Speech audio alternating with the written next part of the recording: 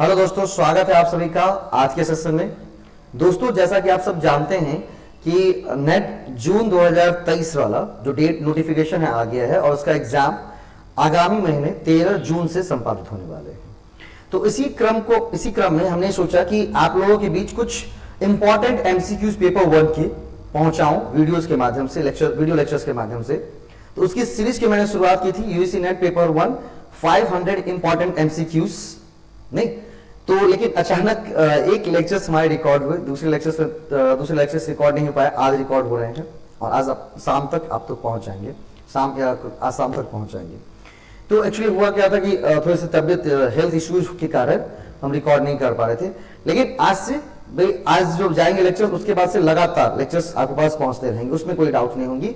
500 जो आपसे वादा किया गया है वो निश्चित रूप से पूरा किया जाएगा, जो वादा किया है वो जरूर निभाया जाएगा, क्योंकि अगर आप है तभी हम हैं। ठीक है, तो आप सबों ने जो पिछला लेक्चर है उसमें बहुत ज्यादा प्यार दिया है, तो आई होप इस लेक्चर्स को भी आप उतना ही प्यार देंगे, उतना ही शेयर करेंगे और ज्यादा से ज्यादा लोगों के बीच में शेयर करने की कोशिश करें, ताकि जो एग्जाम एक्सपीरियंस है उसका एक्चुअल लाभ उन्हें मिल सके। ठीक है, तो आज वहां पर हमने 1 से लेकर 20 क्वेश्चन तक इंडियन लॉजिक के, क्योंकि इंडियन लॉजिक पेपर 1 के अंदर यूनिट नंबर 6 है हमारा, वहां पर एक इंपॉर्टेंट टॉपिक बन जाता है इंडियन लॉजिक।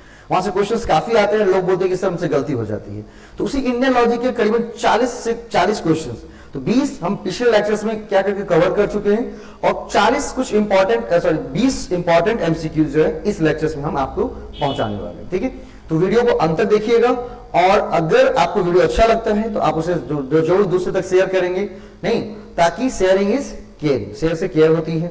और यदि आप लोग भी आगामी जो दिसंबर 2023 वाले जो एग्जाम है उसके लिए क्लासेस लेना चाहते हैं, प्रिपेयर करना चाहते हैं, जैसे नेट एग्जाम संबंधित, तो आप हमसे कांटेक्ट कर सकते हैं, दिए गए नंबर पर आप कांटेक्ट करके बैचेस के बारे में जानकारी ले सकते हैं। बैचेस आरंभ हो चुकी है दिसंबर वाली, तो आप उसमें इनरोल कर सकते हैं।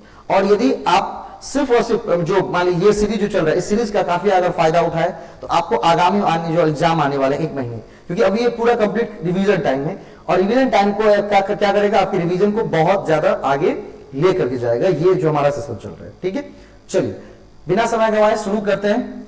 सबसे क्वेश्चन नंबर 21 से हमारा शुरू होगा, क्योंकि पिछले क्लासेस में हमने 20 क्वेश्चन तक कंप्लीट कर लिए थे। क्वेश्चन नंबर 21 कुछ इस तरह से आपकी स्क्रीन पर है। यहां पर 2 स्टेटमेंट दी गई है और दोनों स्टेटमेंट के बेस पर क्या करना है, आपको आंसर करना है। स्टेटमेंट ये दी गई है, अरिस्टोवादी न्यायवाद में 3 पद होते हैं। Aristotle syllogism has 3 terms and नया सिलोगिज्म हैव 5 टर्म्स। नया सिलोगिज्म के अंदर 5 टर्म्स होते हैं, जबकि अरिस्टोवादी सिलोगिज्म के पीछे 3 पद होते हैं। ये क्वेश्चंस दी गई हैं और आपको ये आंसर्स करनी है, क्या दोनों स्टेटमेंट सही हैं, एक स्टेटमेंट गलत है, दूसरा स्टेटमेंट सही है, तो इस पहले स्टेटमेंट को पढ़ना है और इस स्टेटमेंट के बेस पर आपको ये आंसर्स करने हैं। ये वाले ऑप्शंस ये है आपके। ठीक है, तो अगर हम जानते, अगर इंडियन लॉजिक को आपने पढ़ा है, ठीक है, तो इंडियन लॉजिक में आपने जरूर पढ़ा होगा कि अरस्तुवादी न्यायवाद में कितने पद होते हैं, 3 पद होते हैं। मेरे कंटेंट में भी डाला गया है कि अरस्तुवादी न्यायवाद में कितने पद होते हैं, 3 वाक्य होते हैं। जब न्याय वाक्य की बात होती है, किसकी बात होती है, न्याय वाक्य की बात होती है, एरिस्टोटल सिलोगिज्म की बात होती है, तो वहां पर उन्होंने किसकी बात की थी, 3 टर्म की बात की थी। किसकी बात की थी, 3 टर्म की, मेजर टर्म, किसकी, मेजर टर्म, माइनर टर्म और मिडिल टर्म की। किसकी बात की थी उन्होंने, मेजर टर्म, माइनर टर्म और मिडिल टर्म की बात की थी। कितने टर्म होते हैं इसमें, 3 टर्म होते हैं। कितने टर्म, 3 टर्म होते हैं। नहीं, एरिस्टोटल सिलोगिज्म के अनुसार कितने term, 3 term, major, minor, middle. और नया सिलोगिज्म की जब बात करेंगे तो उसमें कितने होते हैं, 5 पद होते हैं। बिल्कुल करेक्ट, दोनों स्टेटमेंट क्या है, बिल्कुल करेक्ट है।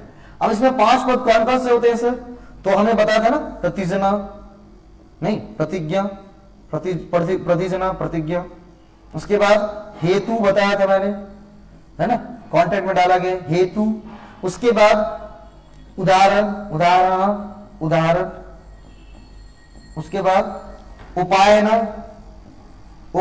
उपायना, उसके बाद निगमन, निगमन। ये 5 टर्म होते हैं। कितने टर्म, निगमन, 5 टर्म्स। कौन कौन सा, प्रतिज्ञा, हेतु, उदाहरण, उपायन्य और निगमन, क्या होते हैं, 5 टर्म्स होते हैं। तो इसका आंसर क्या हो जाएगा सर, इसका आंसर हो जाएगा A, both statement 1 and 2 is correct. ठीक है, स्लाइड में इसके आंसर शायद थोड़े गड़बड़ हो गए हैं। ठीक है, तो आंसर्स क्या हो जाएंगे, ए हो जाएंगे। इसको ठीक कर लेंगे, आंसर्स क्या हो जाएंगे इसके, A. Both statement 1 and 2 are correct. Statement 1 और 2 दोनों बिल्कुल करेक्ट हैं। ठीक है, चलिए इसके बारे में यहाँ पर एग्जाम्पल दिया कि अरस्तु ने अरस्तुवादी न्यायशास्त्र में 3 पद होते हैं और न्यायिक में कितने होते हैं, 5 पद होते हैं। उसी के बारे में एक्सप्लेनेशन दिया गया। हर एक क्वेश्चंस के नीचे क्या किए, उसके एक्सप्लेनेशन दिए गए, जो जरूरत महसूस की गई वो एक्सप्लेन किए गए। फिर अगला कह रहा है वही क्वेश्चंस सेम टू सेम लगभग बात की जा रही है। क्या कही जा रही है, क्वेश्चंस को एक बार पढ़ेंगे और अपना आंसर करेंगे, फिर मैं फटाफट आंसर करता हूं आपकी तरफ से। क्या कह रहा है, अरस्तुवादी न्याय वाक्य में आधार वाक्य में मुख्य पद और लघु पद अलग अलग होते हैं, यद्यपि वह मध्यम पद द्वारा एक दूसरे से जुड़े हुए होते हैं। एरिस्टोटल सिलोगिज्म के अंदर मेजर टर्म, माइनर टर्म और मिडिल टर्म 3 टर्म होते हैं, बिल्कुल ठीक। और जो मेजर और माइनर टर्म को जोड़ने का काम करता है वो कौन करता है, मिडिल टर्म करता है। ये भी बिल्कुल ठीक है। आंसर क्या हो जाएगा हमारा, तो ये कथन तो हमारा बिल्कुल सही है।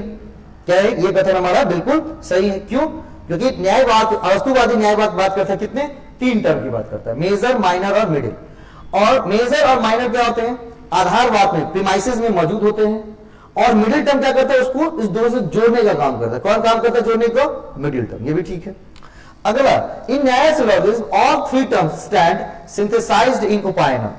न्यायिक न्यायवाद में सभी तीनों पद उपनय में शामिल होते हैं। जो हमने बात की थी किसकी, प्रतिज्ञा की बात की थी, किसकी, प्रतिज्ञा की बात की थी। उसके बाद बात की थी किसकी, हेतु का बात किया गया था। किसका बात किया गया था, हेतु का। कितने टर्म, पहले टर्म प्रतिज्ञा, दूसरा हेतु, तीसरा उदाहरण। क्या, उदाहरण। है, ये तीनों टर्म सिंथेसाइज्ड होते हैं कहां पर, ये तीनों टर्म सिंथेसाइज होते हैं कहां पर, आपके उपायना में। किसमें, उपायना में। इसका एग्जांपल क्या लिया था हमने एग्जांपल लिया था द हिल वाज फायर, नहीं, द हिल हैज फायर, नहीं। उसके बाद हेतु भी क्या लिया था, बिकॉज इट हैज स्मोक। उदाहरण में जहां कहीं भी धुआं वहां पर मतलब स्मोक। इसका मतलब उपायना में कि निश्चित रूप से क्या है, वहां पर आग लगी हुई है उपायना के अंदर। ये एग्जांपल कंटेंट में लिखे गए।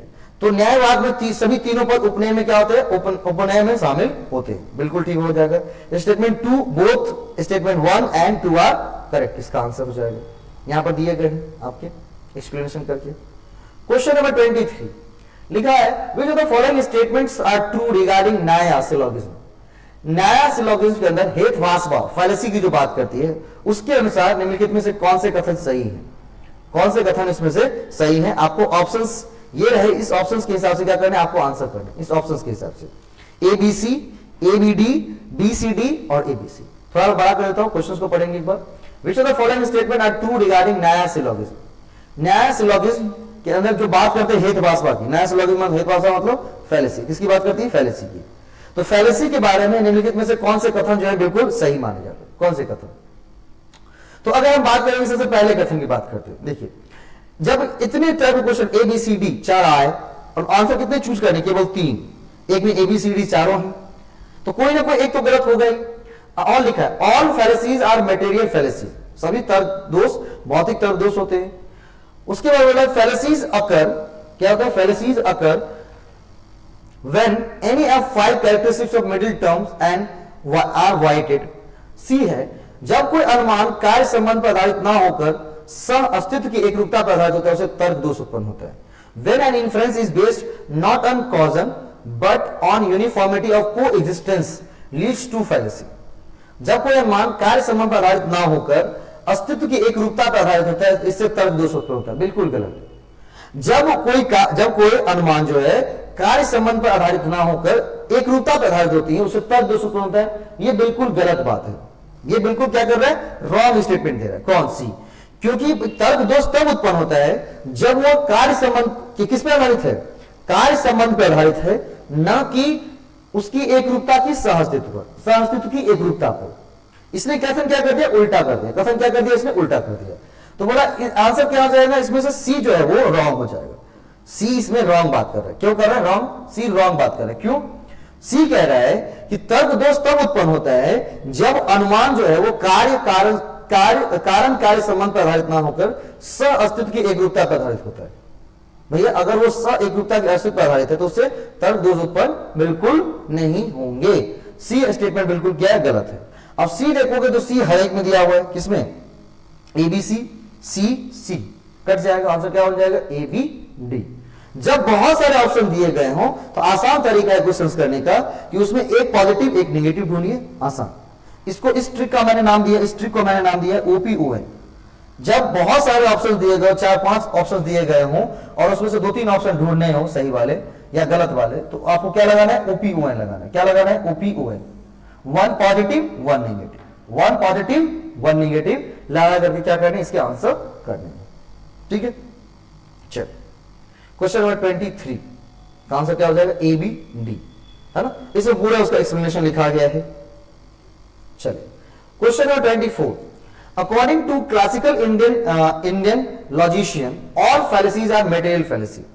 भाई according to classical Indian logician, classical Indian logician की जब बात की जाएगी, तर्कशास्त्री की जब बात की जाएगी, तो all fallacies are material fallacy. उन्होंने कहा कि सभी तरह की फैलेसी जो होती है वो मटेरियल फैलेसी होती है। ठीक है, रीजन में कह रहे हैं वो, अकॉर्डिंग न्याय syllogism inductive and informal and formal material. न्याय मत के अनुसार न्याय वाक्य निगमनात्मक, आगमात्मक और औपचारिक भौतिक होते हैं। ठीक है, जा सॉरी इसमें थोड़ा स्लाइड में प्रॉब्लम आ गया, इसमें आंसर ही आ गए। ठीक है, कोई बात नहीं, एक्सप्लेन कर देते हैं।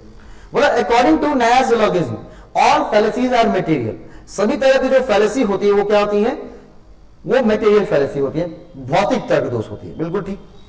अब भौतिक तर्क दोष मतलब उसमें जिसका फिजिकल एग्जिस्टेंस होता है। क्या होता है, जिसका फिजिकल एग्जिस्टेंस होता है। क्या होता है, जिसका फिजिकल एग्जिस्टेंस होता है। क्या होता है, उसका फिजिकल एग्जिस्टेंस होता है।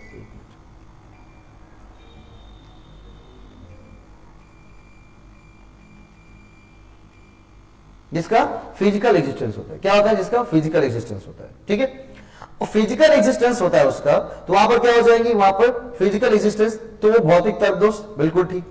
अब क्या है, अकॉर्डिंग टू न्याय सिलोगिज्म वो फैलेसीज इंडक्टिव, फॉर्मल, मटेरियल तीनों हो सकती हैं। बिल्कुल ठीक। अब बोला कि भौतिक तर्क दोष क्यों होता है, क्योंकि वो निगमनात्मक हो सकता है, आगमात्मक हो सकता है और औपचारिक हो सकता है। तीनों तरह के दोष वो हो सकते हैं। आंसर क्या हो जाएगा हमारा, ए असर्जन और रीजन दोनों सही हैं। रीजन असर्जन को क्या कर रहा है, एक्सप्लेन भी कर रहा है। यहां पर उल्टा हो गया था, है ना। यहां पर क्या हो गया है, ये स्लाइड वाले आंसर वाले पहले आ गए हैं और क्वेश्चन वाले बाद में आ गए हैं। चलिए क्वेश्चन नंबर 25 की बात करते हैं। जब मैंने आंखें मूड ली तो बिल्ली मेज पर बैठी थी। जब मैंने आंखें खोली तो मैंने पाया कि बिल्ली कुर्सी पर बैठी है। अतः मैं यह निष्कर्ष पहुंच सकता हूं कि जब मैंने अपनी आंखें बंद की थी उस समय बिल्ली मेज से चलकर कुर्सी पर बैठ गई होगी। इसे तर्क के किस साधन के रूप में प्रयोग किया गया। यहां पर ज्ञान को किस साधन के रूप में प्रयोग किया गया, मतलब एक व्यक्ति कहता है कि जब मैंने आंखें बंद की तो भाई, जब मैं आंखें बंद कर रहा था तो बिल्ली मेज पर बैठी थी। जब मैंने आंखें खोली तभी बिल्ली मेज पर बैठी थी। तो मैं ऐसा सोच सकता हूं या मेरे मन में ऐसा भाव आ रहा है कि जब मैं नींद में होऊंगा तब वो बिल्ली हो सकती है कि वहां से उठ के कुर्सी पर बैठ गई होगी या कहीं और बैठ गई होगी, फिर यहां पर आ गई होगी। इस तरह का मनोभाव मेरा चल रहा है, ये कह रहा है। तो इसे नहीं, भारतीय दर्शन के अनुसार किस ज्ञान के किस साधन के रूप में इसका प्रयोग किया जाएगा, प्रत्यक्ष, उपमान, अनुपलब्धि, अर्थापत्ति। तो क्या हो जाएंगे यहां पर, ये हो जाएंगे अर्थापत्ति। क्या हो जाएगी, अर्थापत्ति। अर्थापत्ति का मतलब होता है गेस वर्क। क्या करना, गेस वर्क लगाना। जो हमारे पास प्रत्यक्ष में है उसको लेकर के क्या करना, गेस करना। क्या करना, उसको लेकर के गेस करना। इसे अर्थापत्ति कहेंगे। क्या कहेंगे इसको, अर्थापत्ति। इसमें सारा उल्टा हो गया क्या, 26 में एक दो स्लाइड गड़बड़ हो गई है। एक अमेरिकी को उसके मित्र द्वारा बताया गया कि एक एशियाई भैंस इन और उन संदर्भों में बाइसन की तरह होते हैं। जब अमेरिकी ने एशिया की यात्रा की, वह भैंस के सम्मुख आया तो उसे पता चला, ओ जिस प्राणी को देखा गया वह भैंस है। निम्नलिखित में से किस ज्ञान माध्यम का इस्तेमाल उसके द्वारा उस समय किया गया। अब ये बात कर रहा है किसकी, यहां पर उपमा दे रहा है। एक अमेरिका वाला और एक एशिया अमेरिकी दोस्त था, दो दोस्त थे। ठीक है, दो दोस्त थे। तो वो एक दोस्त अमेरिका गया, सॉरी एशिया गया, और एशिया में कुछ चीज देख करके आया, घूम करके आया। तो उसका दोस्त पूछता है कि दोस्त तू जो अमेरिका गया था क्या किया था, तू जो अमेरिका गया था क्या किया था, तू जो अमेरिका गया था तो वहां पर क्या देखा। तो बोला कि देखो तुमको हमने देखे एक बड़ा अजीब तरह का भैंस देखे। क्या देखे है, भैंस देखे है। जिसका नाम था बाइसन। क्या नाम था उसका? बाइसन नाम था। बोला अच्छा, हाँ बाइसन नाम था, ठीक है। अब वो फिर जो दूसरा दोस्त है वो फिर एशिया गया, उसने उस भैंस को देखा, तो ओ ये वही भैंस है जिसकी चर्चा हमारे दोस्त ने की थी, ये वही भैंस है जिसकी चर्चा हमारे दोस्त ने की थी। तो यहां पर जो भारतीय दर्शन शास्त्र के अनुसार किस तर्क का उपयोग किया गया, किसका उपयोग किया गया, तो इसको बोलते हैं क्या करना? कंपैरिजन करना, उपमाना। भाई उपमा दे रहे हैं, क्या दे रहे हैं? उसको उपमा दे रहे हैं। जैसे नोट्स में एग्जांपल भी लिखा था कि भाई एक बार अंतरिक्ष यात्री क्या हुआ, जब स्पेस से घूम करके आए तो उससे पूछा लोगों ने कि सर आप तो चंद्रमा पर गए थे, तो बोले हाँ गए तो थे, तो चंद्रमा कैसा दिखा? तो बोला कि चंद्रमा बिल्कुल मरुस्थल की तरह, मरुभूमि की तरह दिखा, बिल्कुल बारू ही बारू, रेत ही रेत दिखा। मतलब वो क्या करे, चंद्रमा का उपमा दे रहे हैं किसके साथ? मरुस्थल के साथ। एक चंद्रमा का उपमा दे रहे हैं किसके साथ? मरुस्थल के साथ उपमा दे रहे हैं। बात को समझिएगा। सेम उसको क्या कहते हैं? उपमाना कंपैरिजन की बात। किसकी बात? उपमाना और कंपैरिजन की बात की जाएंगी उसके अंदर। चलिए अगले क्वेश्चन 27 नंबर क्या कह रहे हैं? According to classical Indian school of logic, it is describe but not necessary to offer an example in a syllogistic argument to influence. शास्त्रीय भारतीय न्याय मत के अनुसार किसी न्यायवाद अथवा अनुमान का उदाहरण देना वांछनीय है किंतु अनिवार्य नहीं, ये कह रहे हैं। और यह उदाहरण यह दर्शाता है कि कम से कम एक अस्तित्ववान वस्तु या सांसारिक स्थिति मौजूद है जिसमें मध्य पद और प्रमुख पद शब्द विद्यमान है। ठीक है, इस क्वेश्चन को सबसे समझिएगा क्या कह रहा है क्वेश्चन। अब क्वेश्चन को देखेंगे तो क्या है? शास्त्रीय भारतीय मत के अनुसार किसी न्याय वाक्य अथवा अनुमान का उदाहरण देना वांछनीय है किंतु अनिवार्य नहीं।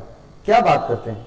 उसका उदाहरण देना वांछनीय मतलब क्या बोल रहा है कि वो उसका उदाहरण देना पर जो है वो डिजायरेबल है, नॉट नेसेसरी। भैया भारतीय दर्शन ये कहते हैं कि उसका उदाहरण देना अनिवार्य है। कोई भी जो आप बात कह रहे हो उसका उदाहरण देना बिल्कुल अनिवार्य है।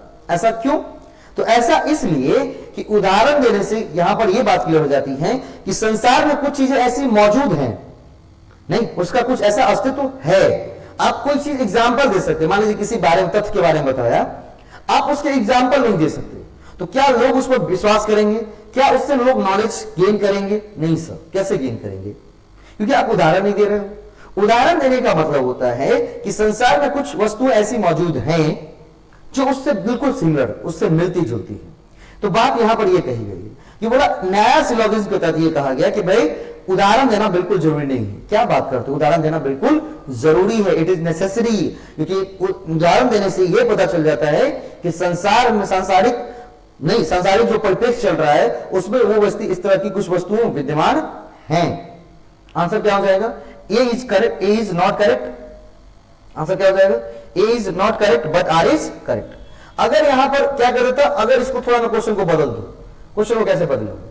क्वेश्चन को बदल दो कि किसी न्यायवाद अथवा अनुमान का उदाहरण देना अनिवार्य है, और फिर इस आंसर को पढ़ेंगे, फिर इस आंसर को पढ़ेंगे। असर्शन रीजनिंग को कैसे सॉल्व करते हैं ये सीख लीजिए कि भाई असर्शन रीजनिंग को अगर सीखना है तो मान लीजिए यहां पर मैंने ये बदल दिया, भाई वांछनीय क्या है?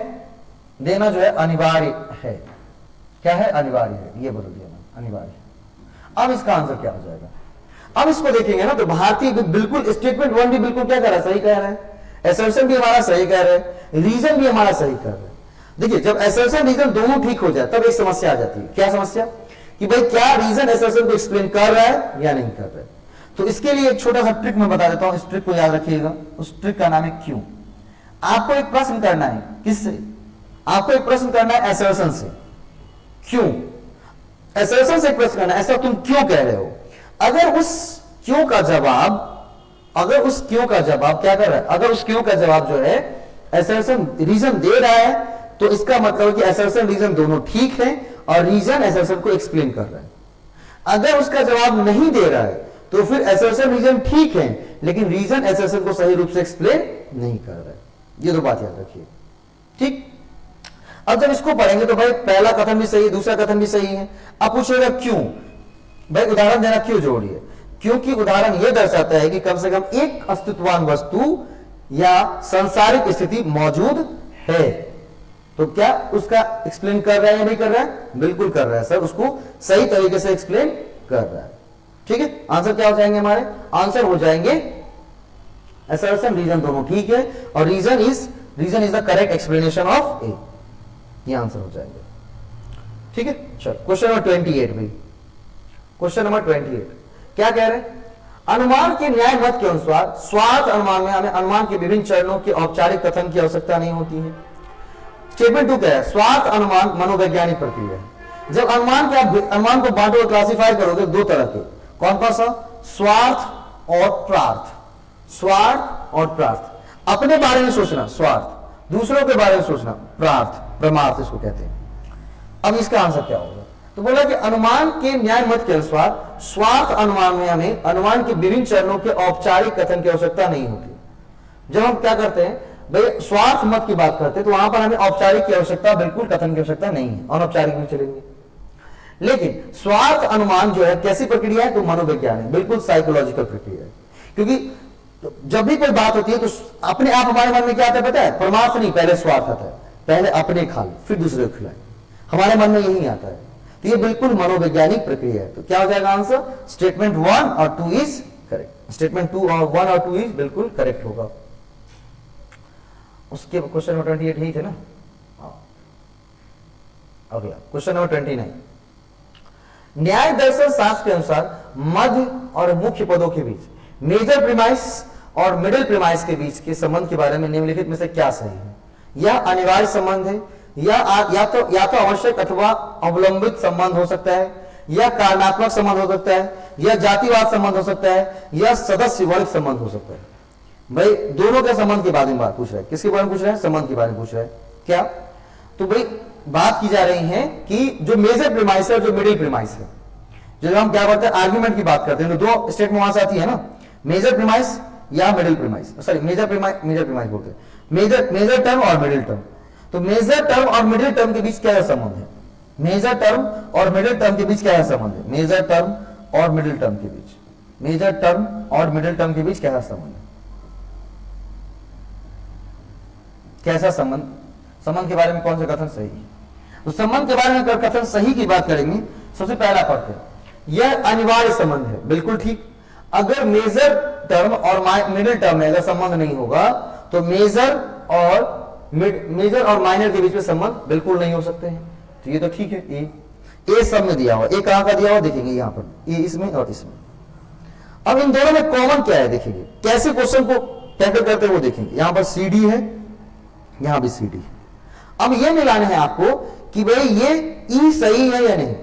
तो बोला it can be species genus relation, या जातिवाद संबंध, या जाति वंश संबंध हो सकते हैं, ठीक।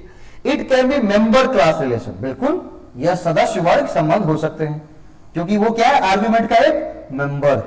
यह क्या है? आर्गुमेंट का एक मेंबर है। देखिए क्वेश्चन को कैसे किया हमने, इतने सारे स्टेटमेंट थे, हमने सबसे पहले क्या किया? OP1 चूज किया, 1 पॉजिटिव 1 नेगेटिव, 1 पॉजिटिव 1 नेगेटिव। तो 1 पॉजिटिव हमने क्या चूज किया? It has to be necessary relation, या नेसेसरी रिलेशन है, अनिवार्य संबंध है, बिल्कुल ठीक। तो ए कहां पर है? ए यहां पर है और ये यहां पर है। अब जब भी दो ऑप्शन मिलते हैं ACDE और ACD, थोड़ा सा इसको मैं बड़ा करता हूं फिर दिखाता हूं, ACDE और ACD, ACDE और ACD। अब ACDE और ACD दोनों में क्या कॉमन है? सर दोनों में तीन चीजें कॉमन है, ACD इसमें भी है और ACD इसमें भी है। तो केवल हमको ये मिलाना है कि ई होगा या नहीं होगा। तो ई बोल रहा है it can be member class relation, या सदस्य वर्ग संबंध हो सकता है, बिल्कुल। हम मेजर टर्म या माइनर टर्म की बात करते हैं, किसकी बात करते हैं? मेजर टर्म की बात करते हैं या माइनर टर्म की बात करते हैं? वो सब क्या है? आर्ग्यूमेंट के एक मेंबर है, आर्ग्यूमेंट के क्या है? मेंबर है, आर्ग्यूमेंट के क्या है? मेंबर्स। और सारे के सारे क्या है? आर्ग्यूमेंट के मेंबर है। तो मेंबर के बीच क्या क्लास नहीं, मेंबर क्लास रिलेशन होगा या नहीं होगा? बिल्कुल होगा सर। आंसर क्या हो जाएंगे हमारे? ACDE। आंसर क्या हो जाएंगे? ACDE। अगला क्वेश्चन, क्वेश्चन नंबर 30। कितने को क्वेश्चन पहुंच गए? 30 तक पहुंच गए क्वेश्चन में। कह रहा है, पहला है सभी ABCD all have the attributes of P and Q। ABCD सभी में गुण P और Q मौजूद है। ABCD तीनों में क्या है? P और Q का गुण मौजूद है, बिल्कुल ठीक। ABC all have the attribute, ABC सभी में गुण R मौजूद है। इसीलिए हम ये कह सकते हैं कि D probably has the attribute of R, मतलब D में संभवतः गुण R मौजूद है। बोला कि ABCD में P और Q गुण मौजूद है, ABC में सभी में गुण R मौजूद है। इसके मतलब हम क्या कर सकते हैं? D प्रोबेबली संभवतः D probably has the attribute of R, D में संभवतः आर गुण मौजूद हैं। इसमें से कौन से कथन सही होंगे? इस उपरोक्त तर्क के बारे में इसमें से कौन से कथन सही होंगे? यह एक निगमनात्मक तर्क है, यह एक आगमनात्मक तर्क है, यह एक स्वउद्देश्य मूलक तर्क है, यह एक वैध तर्क है, यह एक अवैध तर्क है। क्या कह रहा है? इसको थोड़ा ध्यान समझिए। क्वेश्चंस में क्या है? क्वेश्चंस कि ए बी सी डी तीनों में क्या है? पी और क्यू गुण मौजूद है। कौन सा गुण? पी गुण और क्यू गुण, है ना? और ए बी सी में गुण आर भी मौजूद है, एबीसी में गुण आर भी मौजूद है। इसीलिए हम ये कह सकते हैं कि संभवतः ये भी हो सकता है कि डी में गुण आर मौजूद हो, डी में क्या हो? गुण आर मौजूद हो, ऐसा हो सकता है। प्रोबेबली कह रहा है। अब इस पूरे तर्क में कौन सा कथन सही होगा? जो ऊपर का तर्क दिया गया इसके बारे में कौन सा कथन यहां से सही होगा? कौन कौन सा? भाई अगर इसको हम बोलेंगे तो क्या बोलेंगे? इसको क्या बोला जाएगा? अगर इसको हम देखते हैं, ये क्या है? डिडक्टिव आर्ग्यूमेंट है। ये क्या क्या बोल रहा है? ये डिडक्टिव आर्ग्यूमेंट है। डिडक्टिव आर्ग्यूमेंट की जब बात करते हैं तो ये डिडक्टिव आर्ग्यूमेंट ये होगा, बल्कि ये इंडक्टिव आर्ग्यूमेंट होगा। अब डिडक्टिव आर्ग्यूमेंट क्या होता है? निगमनात्मक। डिडक्टिव मतलब जब हम क्या कर रहे हैं? किसी चीज को प्रूफ कर रहे हैं। नहीं, जब हम क्या कर रहे हैं? किसी चीजों को प्रूफ कर रहे हैं, कोई नियम बना हुआ है उसको हम प्रूफ कर रहे हैं, तो उसे क्या कहेंगे? उसे सर हम डिडक्टिव कहेंगे। इंडक्टिव में क्या आएगा? जब हम क्या करें? बहुत सारे एग्जांपल्स को हमने देखा और फिर हम क्या करें? नियम बना रहे हैं। तो पहले हम दोनों पहले क्या एग्जांपल्स देखा है? ए बी सी डी में पी क्यू गुण मौजूद है, ए बी सी में आर गुण मौजूद है। फिर ये कह रहा है क्या? डी में आर गुण मौजूद हो सकते हैं, ऐसा संभावना के बारे में कह रहा है। ऐसा वो प्रोबेबिलिटी थ्योरी तैयार कर रहा है। जो थ्योरी तैयार कर रहा है तो क्या बन जाएगा? एक इंडक्टिव आर्ग्यूमेंट बन जाएगा, आगमनात्मक तर्क बन जाएगा। क्या हो जाएगा? Inductive argument. क्या बन जाएगी? इंडक्टिव आर्ग्यूमेंट बन जाएगी। क्या बन जाएगी? Inductive argument. और जब अगर बी सही है तो बी यहां भी है, बी यहां भी है, बी यहां भी है, तो ये वाला तो कट जाएगा। अब सी डी ई तीनों में से कोई एक ही हो सकते हैं, तो ये क्या है? एनालॉजिकल आर्ग्यूमेंट, एक सद्देश मूलक तर्क है। वैलिड आर्ग्यूमेंट, ये बिल्कुल वैलिड नहीं है। ये इनवैलिड आर्ग्यूमेंट है, ये भी नहीं कह सकते कि वैलिड है या नहीं वैलिड है। इसमें क्या है? एक उद्देश्य की बात की गई, एनालॉजिकल आर्ग्यूमेंट, एक एनालॉजी की बात की गई, एक स्व उद्देश्य मूलक तर्क की बात की, मतलब एक उद्देश्य है उसका। उद्देश्य क्या है? तो उद्देश्य ये है कि भाई वो ये प्रूफ करना चाहता है कि डी में संभवतः आर गुण मौजूद है। तो ये क्या हो जाएगा? आंसर बी, हमारे बी और सी हो जाएंगे। आंसर क्या हो जाएगा? हमारे बी एंड सी हो जाएंगे। क्या हो जाएंगे? B and C. क्लियर? अगला क्वेश्चन 30 हो गया, 31। अगला फिर स्टेटमेंट देखकर क्वेश्चन। स्टेटमेंट वाले क्वेश्चन बड़े आते हैं और उसको लोग देखकर डर जाते हैं। भाई स्टेटमेंट को देखकर डरना नहीं है, वहां पर बड़ा सुंदर से काम करना है। लेकिन भारतीय चिंतकों के लिए अनुमान का अर्थ केवल न्याय वाक्यात्मक अनुमान है, जो मध्य पद और मुख्य पद के बीच अपरिवर्ती सवर्तिता संबंध पर आधारित होती है। जहां जहां मुख्य पद अनुपस्थिति हो वहां मध्य पद अनुपस्थित होना चाहिए। जहां जहां मुख्य पद नहीं होंगे वहां वहां क्या होनी चाहिए? मध्य पद भी अनुपस्थित होनी चाहिए, ऐसा कह रहा है। देख, तो सबसे पहला कि भारतीय चिंतकों के लिए अनुमान का मतलब है केवल न्याय वाक्यात्मक अनुमान है। बिल्कुल ठीक। जो मध्य पद और मुख्य पद के बीच अपरिवर्ती, मतलब जिसमें परिवर्तन नहीं कर सकते हैं, सहवर्तिता, दोनों एक दूसरे के सहवर्ती, एक नजदीकी वाले संबंध पर आधारित होते हैं। बिल्कुल ठीक। इसके बाद क्या कह रहा है कि there should be absence of middle term where there is an absence of major term. वहां पर क्या होगा? मिडिल टर्म, मुख्य, जहां जहां मुख्य पद की अनुपस्थिति होगी, मेजर टर्म जहां जहां नहीं होगा वहां मिडिल टर्म भी नहीं होगा। आंसर क्या हो जाएगा? Statement 1 and 2 both are correct, true. अगली है, according to classical Indian logicians the inference from the effect of the cause is called purvavat. क्या कहते हैं उसको? पूर्वावत। भारतीय शास्त्रीय तर्कशास्त्रियों के अनुसार कार्य से कारण अनुमान, पहले काम फिर कारण अनुमान जो है वो पूर्वावत कहलाता है। अकॉर्डिंग टू न्यायिक का the inference is cause from the effect is not possible. न्यायिकों के अनुसार कार्य से कारण का संबंध अनुमान संभव नहीं है। पहले कार्य फिर कारण निकालना। क्या करना? पहले कार्य फिर कारण निकालना, है या नहीं? पहले कार्य या कारण निकालना। तो भैया पहले काम, इसमें क्या होती है? जब इन्फ्रेंस की चर्चा हमने की थी तो नोट्स में आपने पढ़ा होगा कि हमने बात की थी किसकी, पूर्वावत की, शेषावत की। तो पहले कार्य से कारण, पहले कार्य से कारण तक जाना, तो उसको क्या कहते हैं, पूर्वावत। फिर उसको कहते हैं शेषावत, पहले कार्य, कारण, फिर कार्य। तो कार्य से कारण अनुमान क्या कहलाता है, पूर्वावत कहलाता है। बिल्कुल ठीक है, नहीं ये बिल्कुल ठीक है। स्टेप हमने क्या पढ़ा, नोट में पढ़ा हुआ है। अकॉर्डिंग टू नाइस का the inference cause from the effect possible, कार्य से कारण अनुमान संभव नहीं है। कार्य से कारण अनुमान जो बिल्कुल संभव नहीं है। क्या बात करते हो, अभी हमने नोट्स में कहा था, नोट्स में लिखा हुआ कि कार्य से कारण अनुमान को क्या हो जाएगा, पूर्वावत कहा जाएगा। तो वो संभव क्यों नहीं हो सकता, बिल्कुल हो सकते हैं, नोट्स में लिखे गए। आंसर क्या हो जाएंगे, statement 1 is true but statement 2 is false. पहला स्टेटमेंट सही है, दूसरा स्टेटमेंट क्या है, फॉल्स है। अगला question 33, according to classical Indian logicians all fallacies are material fallacies. सभी तरह की जो फैलेसी होती है वो मटेरियल फैलेसी होती है, ठीक है। फिर according to classical Indian logician fallacies could be purely formal as well as purely informal. जो फैलेसीज हो सकती है वो फॉर्मल भी हो सकती है और इनफॉर्मल भी हो सकती है। सही है गलत है, सही है गलत है, नहीं तो क्या हो सकती है, क्लासिकल इंडियन लॉजिशियन की तरह fallacy could be purely formal as well as purely informal. वो प्योरली फॉर्मल हो सकता है या तो प्योरली इनफॉर्मल हो सकता है, ऐसा नहीं होगा भाई। According to classical Indian logic all fallacies are material fallacy, ये तो बिल्कुल ठीक है।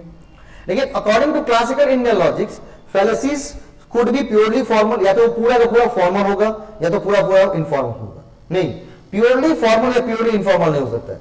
कुछ फॉर्मल पार्ट भी हो सकते हैं उसमें, कुछ इनफॉर्मल पार्ट भी हो सकते हैं। आंसर क्या हो जाएगा, statement 1 is true but 2 is incorrect, 2 is incorrect. Question number 34, कौन सा क्वेश्चन नंबर 34, निम्नलिखित में से कौन से कथन ज्ञात के एक वैध स्रोत के रूप में अनुमान संबंधी न्याय मत के बारे में सही है। It is a combination which purposes some other combination, यह एक संज्ञान है जो कुछ अन्य संज्ञान की पूर्वधारणा करता है, या व्यवहित या अप्रत्यक्ष है, या लिंग या हेतु के माध्यम से प्रकट होता है भाई, या हेतु निरपवाद रूप से साध्य से संबंधित होता है।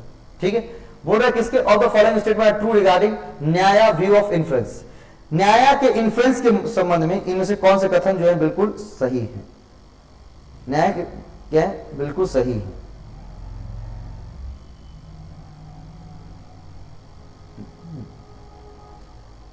क्या न्याय के बिल्कुल सही है।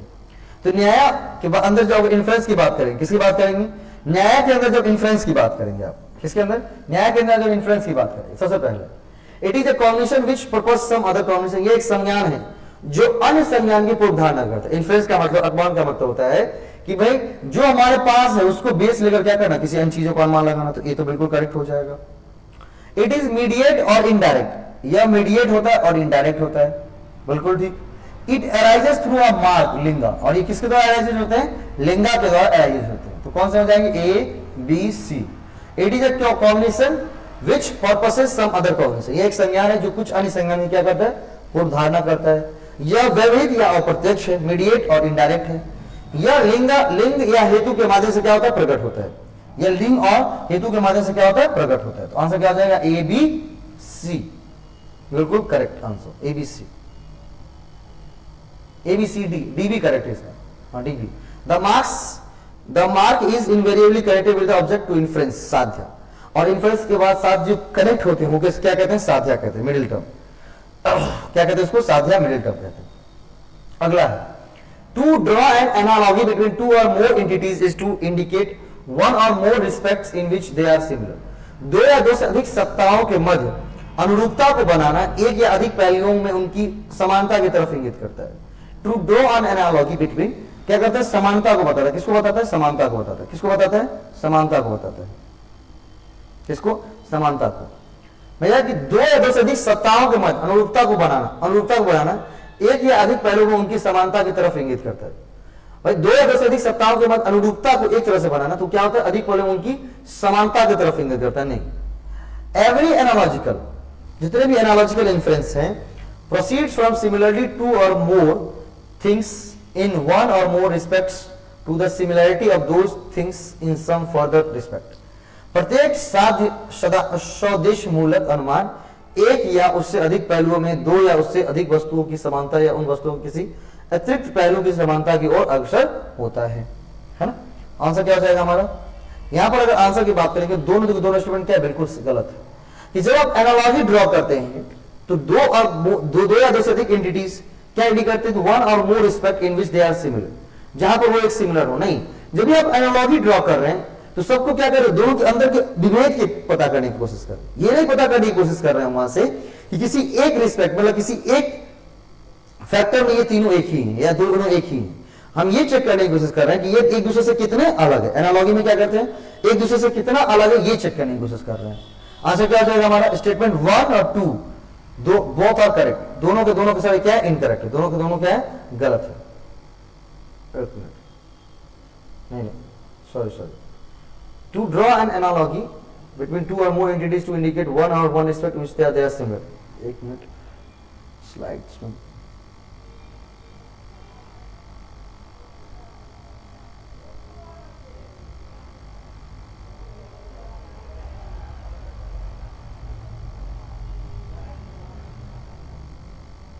नहीं एक मिनट, जब भी आप एनालॉजी की बात कर रहे हैं ना, आंसर क्या हो जाएगा यहाँ पर, दोनों के दोनों सही हैं। सॉरी आंसर इसमें गलत हो गया है, इंशाल्लाह अगले स्लाइड में मैं इसको चेक कर लूंगा, कुछ आंसर सुन रहा हूं।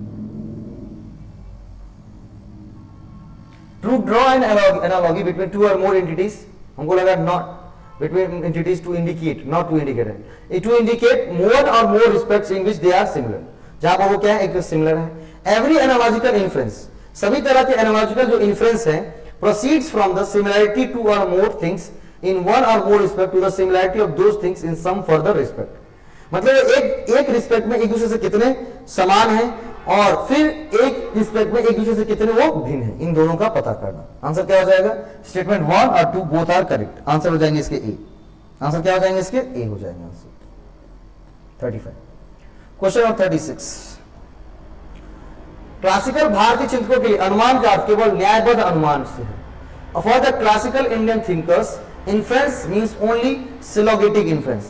इन्फ्रेंस का मतलब केवल सिलोगेटिक इन्फ्रेंस है। क्या है, सिलोगेटिक इन्फ्रेंस है, बिल्कुल ठीक। Unlike Aristotle syllogism, anumana involve 4 steps instead of 3। भाई अरस्तु में कितने, 3 के बजाय 4 चरण शामिल होते हैं। क्या बात करते हो, 3 ही चरण शामिल होते हैं। अरस्तु जी ने पहले ही कह दिया था, अरस्तु न्यायवाद में कितने, केवल 3, माइनर, मेजर, मिडिल। आंसर क्या हो जाएगा, आंसर कथन 1 हमारा सही है और कथन 2 हमारे क्या है, बिल्कुल गलत है। क्वेश्चन नंबर 36 का ये हो गया आंसर।